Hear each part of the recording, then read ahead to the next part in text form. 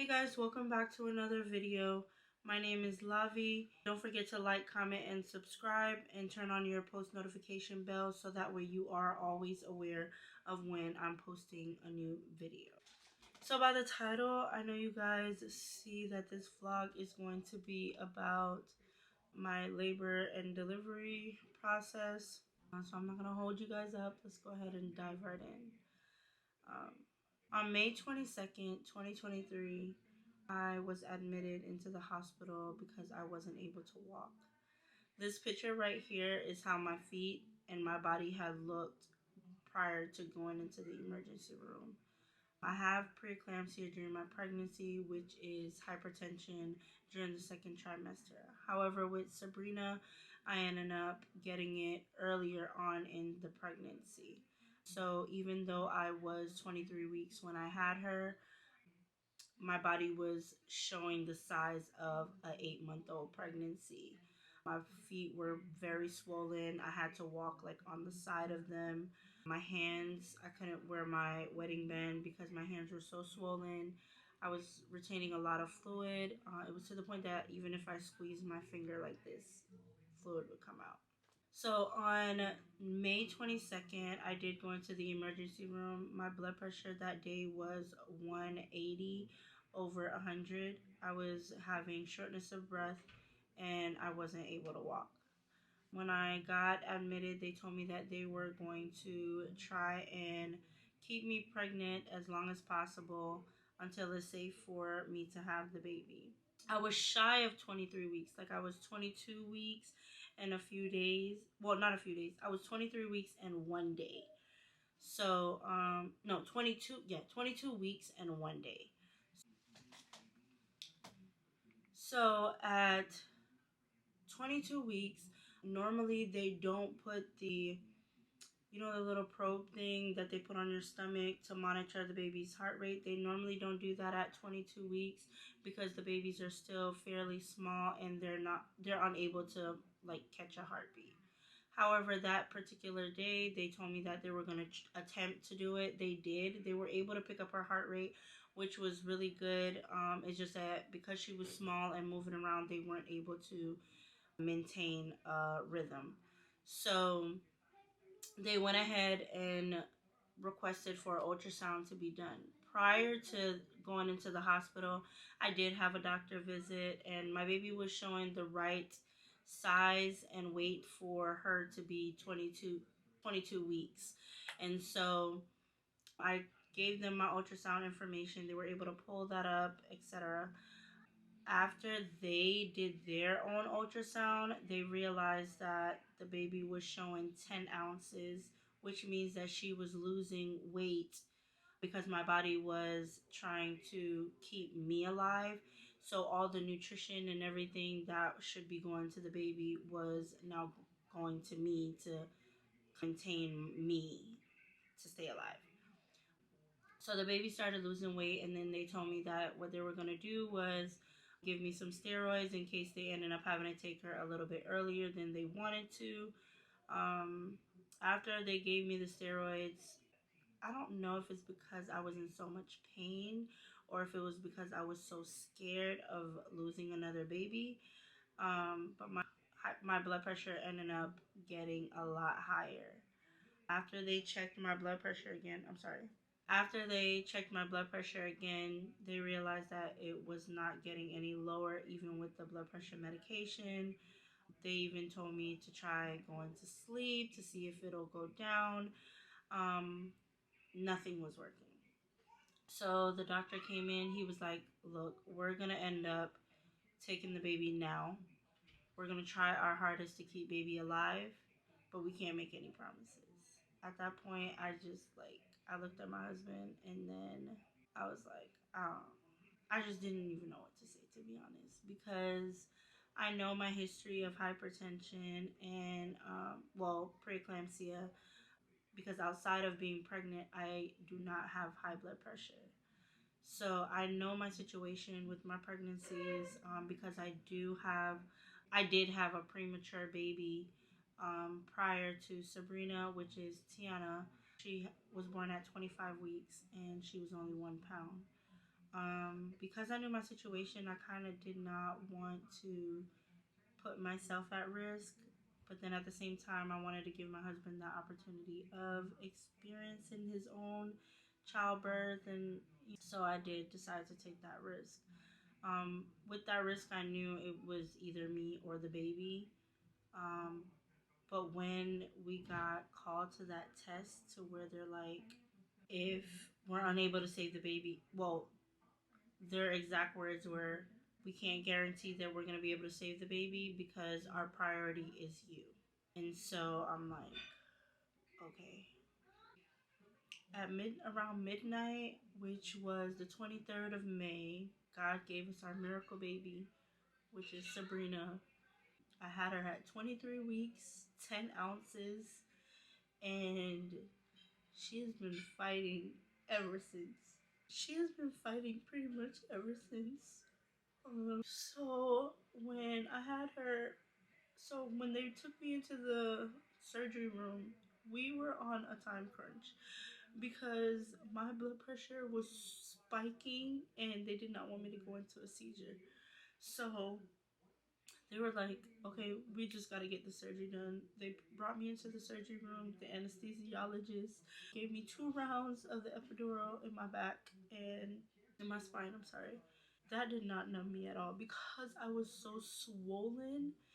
Even when they were trying to start the IV, it took them to stick me so many times. And if you're in the medical field, you know that they're only allowed to stick you 3 times.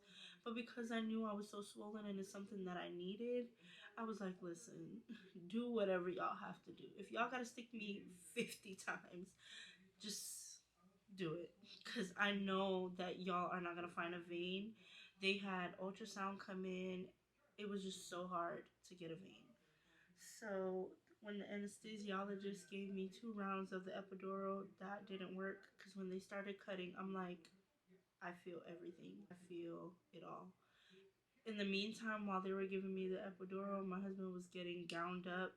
By the time he made it into the door, they're like, out. We're gonna put her to sleep, and we gotta hurry up because her blood pressure is just going through the roof. So they end up putting me to sleep, and after the procedure and recovery, I was able to go upstairs, well, downstairs because I was further up. So I was able to go downstairs.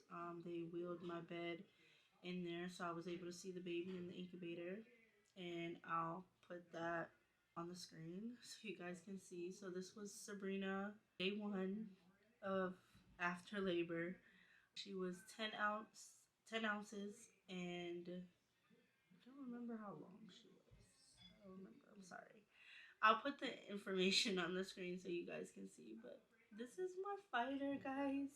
She's been fighting, and it's been a roller coaster. I'm not gonna lie. I've been so emotional. I'm still emotional. My anxiety level is through the roof. And there are days that I'm home and I'm good. Like I'm totally good.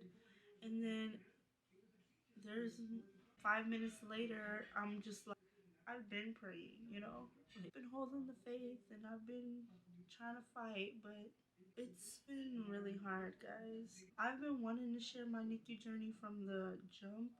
I have just been so scared of the backlash. There are a few clips that I'm going to add into this video. One of the clips are going to be when she was very close to discharge, and they told us to bring in her car seat so she can do the car seat test. A couple days after we brought in the car seat, we noticed that she was having some difficulties like breathing. She was very congested. Um, there also was a situation with one of the providers where I asked her, because I noticed that she was so congested, I kept asking for blood work. That particular provider kept rejecting giving us the blood work, and she was just like, oh, is there anybody sick at home? And we're like, no, but she's congested. Well, baby just got off of bubble CPAP. you just need to wait. Babies that are on bubble CPAP long term, they tend to have congestion, etc. I'm like, okay. She didn't even get to do the car seat test. Like, she still haven't even got to do the car seat test.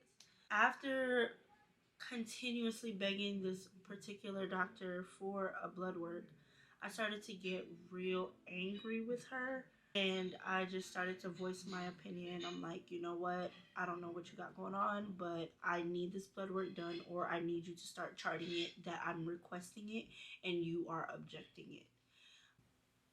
After standing my ground with that provider, she then went ahead and ordered the blood work. After she ordered the blood work, the results came back that my baby had rhinovirus. So in the clips that you'll see us bringing in the car seat, and then you guys are probably gonna wonder like, oh wow, they brought in the car seat, but baby never done the car seat test. Well, she ended up getting rhinovirus. So our roller coaster started again because in the beginning, um, after she was maybe like 2 weeks, after having her for like 2 weeks, she ended up stop urinating, which was a roller coaster. The roller coaster started then. And they told me that babies that young, when they stop urinating, it's because they have an infection. When babies that young have infection, they can't fight it off because they don't have no immune system to fight it off. So you know what happens at that point. They ran cultures, they did blood work, they started antibiotics to see to kind of fight off whatever infection. But God was on our side, not even Sabrina's side. God was on our side, the whole family side, her side, our side, because everything came back negative. They did 24 hours of the antibiotics, and then we kept going riding that roller coaster. So when the rhinovirus hit, I'm like, okay, another bump. God, just please get us over this bump. She started to retain carbon dioxide. So she started to have this, when she would breathe, her head would just be like bobbling. So like every time she inhaled, her head would go like this. And then when she exhaled, it'll shake even more like that. When the lab works came back, I'm like, okay, Dr. So and so, what is the plan? You know, like that doctor got real testy.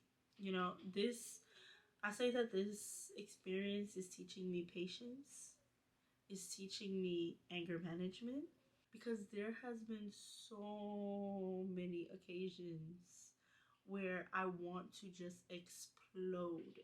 And I've shared it in my previous vlogs that I am like a ticking bomb. I hold things in, hold them in until I just get fed up and I just explode. And so this experience has taught me patience, anger management, and communication. I have been able to communicate a lot better in my personal life because of this experience. Because that provider looked at me and told me I better be glad that my baby is even alive.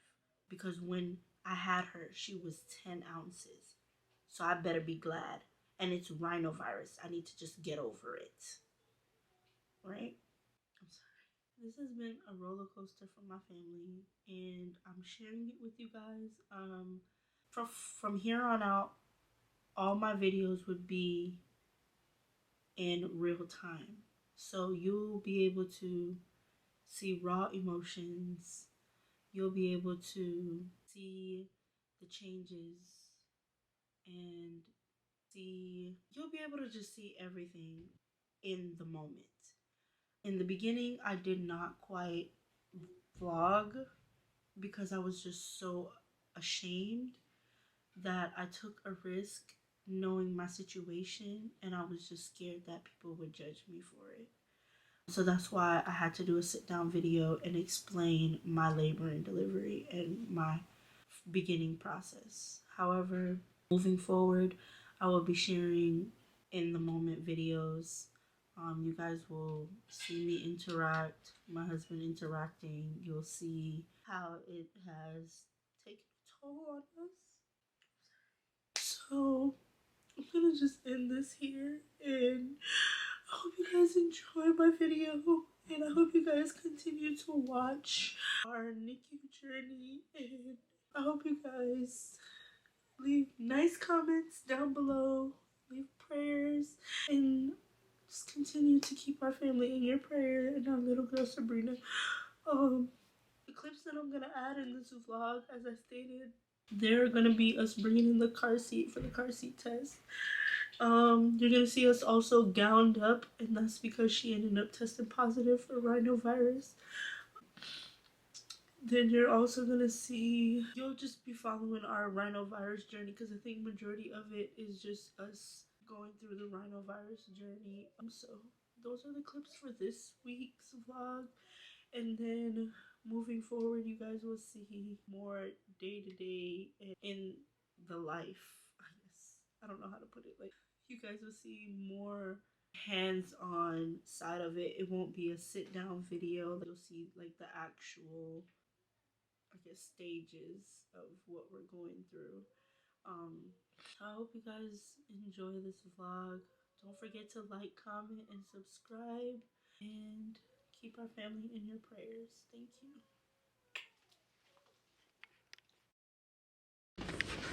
I must say bees to blood clean. Who baby's crying?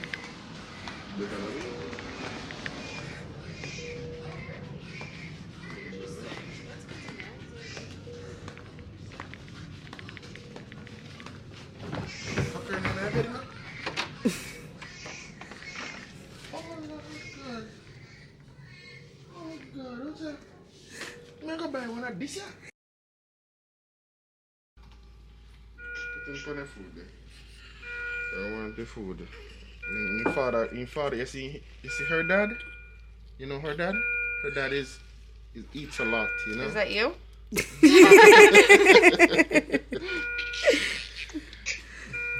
It's after you.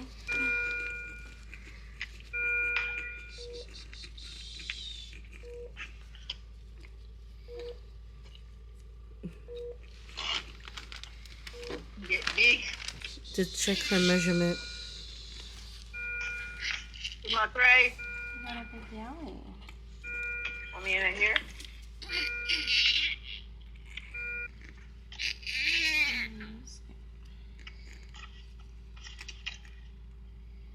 This you mean by hands on? Yeah.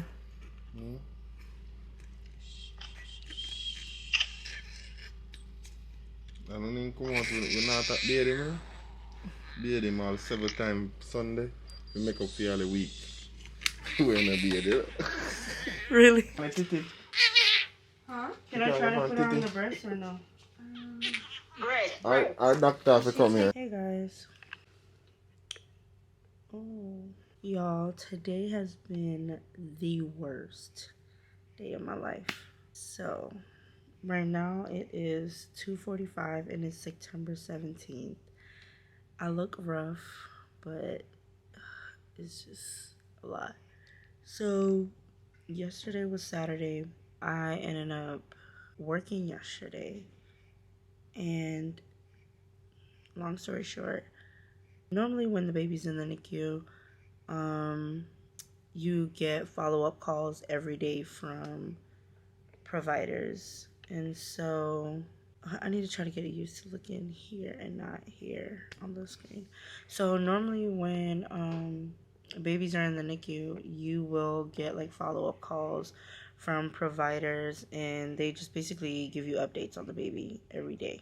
Well, yesterday, which was Saturday, the provider that called, she was so disrespectful. So disrespectful. Like, I was asking questions, I mean, which all moms should do. Like, it's a motherly thing to ask questions, be concerned, etc. So what happened was Sabrina was very congested. She's been congested for about 2 weeks now. I kept voicing that as my concern. Everybody just kind of pushed it off. Then I requested for labs to be done. Labs was done and came back positive for a virus. Nobody let me know that what type of virus it was or what. I ended up going on to like the app on my phone to check like our lab results that we have. Anyways, I ended up checking it and I realized that one of the tests came back positive for a virus. Sorry. I reached out to the nurse that was on that shift that day and basically just like asked for updates or whatever. As a registered nurse, they can only give but certain amount of information, and then after that they can't, like, it's the doctor's job basically. So the nurse just kind of confirmed what I saw, and then she told me, I'm sorry, I'm tired.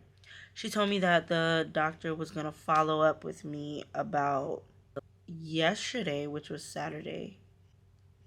So the doctor that's on call, I'm going to do it, Dr. Angela Pira, that works at Orlando Health. That was the doctor that saw my daughter on September 16th. And so she was the one that gave me a follow-up call. When she gave me the follow-up call, she basically was like, oh, Sabrina's doing good, da-da-da-da. I'm like, how is she doing good? Dad just left the hospital. She's congested and she's been having SATs. That's not doing good. What's the next step? Like, what are you guys planning on doing? Anyways, she was like, well, I have to figure out what's the next step gonna be, blah, blah, blah, blah, blah. I'm like, okay, well, why did you guys discontinue the medication that she was on? I'm like, normally you're supposed to give the patient, like 7 days, consecutive days taking the prescription before you discontinue it or whatever. She was like, well, it wasn't really a medication. It was more like a saline drop, salt water, blah, blah. Like, okay, whatever. Why did you discontinue it? It was helping her, like release the mucus or whatever. So she's like, oh, well, if it's helping, then it's nothing for me to go back and continue it. Like, why would you even discontinue it from the get-go? One. Then she thought that the conversation went on, and I was just like basically asking like, what's the next step, in the child's care. Anyways, she clearly didn't know what the hell she was going to do for the next step. So, oh God, I'm so sorry. I'm so sorry. I'm tired, guys. So, after the phone call ended, she thought that she hung the phone up. And then she was like, this mom needs to give me a fucking break. She should be glad that this baby is alive. She has the Rhino virus. Like, just let it run its course. Give me a fucking break. Like, what do you want from me? Just give me a break. And she didn't know that the phone didn't hang up. So I ended up recording her. I'll put the recording in this video. And so I called the charge nurse. I called the supervisor, like the director, I'm sorry. I called the director. I emailed the director of nursing or doctors. I emailed her. And as soon as my baby gets discharged, I will be taking another further step to corporate, wherever I need to go. Because at the end of the day, if you as a provider could think that way about the situation, what could you have done knowing that you're the one that writes these prescriptions? I don't feel safe with her around my child or anybody else's kid in this hospital, because that should never come out of the mouth of a provider. And that goes to say, like, like the healthcare is not the healthcare how it was before. Like, a lot of these nurses, a lot of these doctors jump into the field not because they love it or they're passionate about it. A lot of them jump into the field because of the money. And then how can I say this?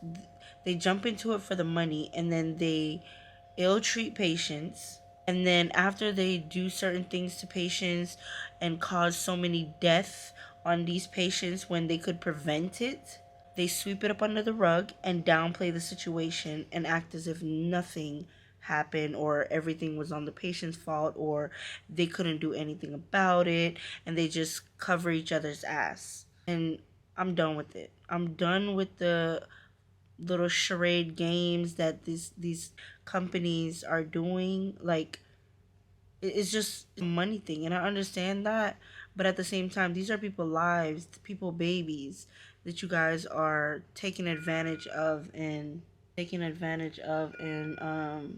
What the hell? Sabrina, come on. There we go. So yeah, it's like these are people's kids. That should have never came out of your mouth. And honestly, yes, I am glad that my baby is alive. And it was not for the sake of any of these doctors why my daughter survived. It was because of God. The grace of God is why my daughter survived. And then the fact that she has only saw my baby like in 3 encounters, she's only encountered her 3 times. And then for you to even pass that remark, get it together.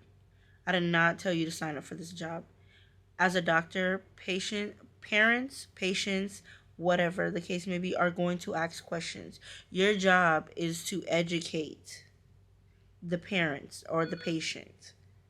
Like, anyways. So after I got off work at 1 o'clock, I ended up just driving to the hospital, which is like an hour and 30 minutes, because at this point, I don't trust any of them in this building. You guys have broke my trust. I don't feel comfortable with my baby being up here without me. So I ended up taking that journey on, coming up here. So I'm going to spend the night probably in this recliner chair. There's a bed right here that I could pull out and sleep in, or there's another couch right there that I could like probably just take the car seat out and put on the floor and then sleep there. But I'm probably gonna sleep in the recliner. I don't know. I don't know how I feel. But I just wanted to give y'all an update. On tomorrow, I will tell y'all how my little sleep went in this recliner or that folding bed. I don't know. It's plastic, so it's probably gonna be uncomfortable. But this is Sabby. She's doing pretty good. Mommy's baby. I just need her to get over this virus and come home. That was another thing. I was like, dang, I just feel so bad that my baby was like halfway through the door and then now she has this virus. We're taking like 4 steps backwards. She was like, oh, you should be glad that she got it while she's here. First of all, I shouldn't be glad that she got no virus anyways, because it had to be one of your little nasty nurses that gave her the virus, because she's been here. Nobody in my household has been sick. So it's like, how did she get this virus? And the fact that you're saying I should be glad that it happened here, like, y'all, I just let them have it. I'm like, she better not be my baby doctor tomorrow or in the near future. She can go somewhere else with that BS. But anywho, guys, I'm going to try to soak up these moments with my baby. I'm probably going to put her back in the rocker. Like, you guys can see. You know, let me do this. Hold on. I'm going to put her back in the rocker right here. I'll probably do like a room tour tomorrow so you guys can see the room. But I'm going to put her back in the rocker. That's where she's going to sleep tonight. I'm probably going to change her diaper first, though, because she did smell like she pooped a little bit. So I'm going to try to change her diaper, put her back in there, and go from there. Peace out, guys.